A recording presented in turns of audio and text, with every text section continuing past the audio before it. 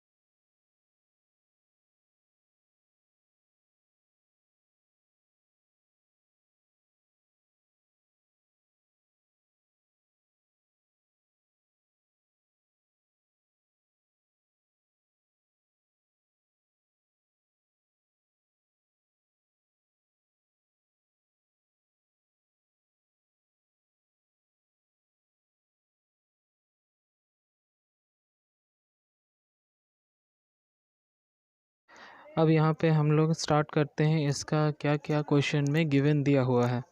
तो सबसे पहले हम लोग यहाँ पे लिखते हैं सॉल्यूशन।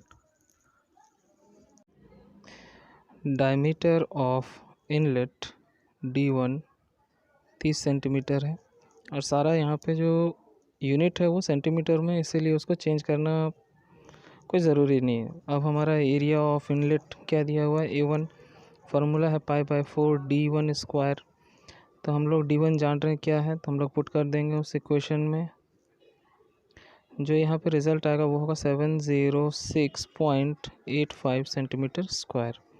उसी तरीके से थ्रोट का डाया होगा, तो diameter of throat D2 15 centimetre. अब एरिया ऑफ थ्रोट भी निकालेंगे हम लोग, जो होगा A2 π/4 इंटू D2 का स्क्वायर। तो D2 का वैल्यू पुट कर देते हैं, π/4 15 का स्क्वायर, तो ये हमारा आ जाएगा 176.7 सेंटीमीटर स्क्वायर।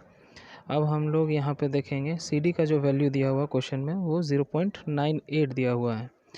अब हम लोग देखते हैं रीडिंग ऑफ डिफरेंशियल मैनोमीटर।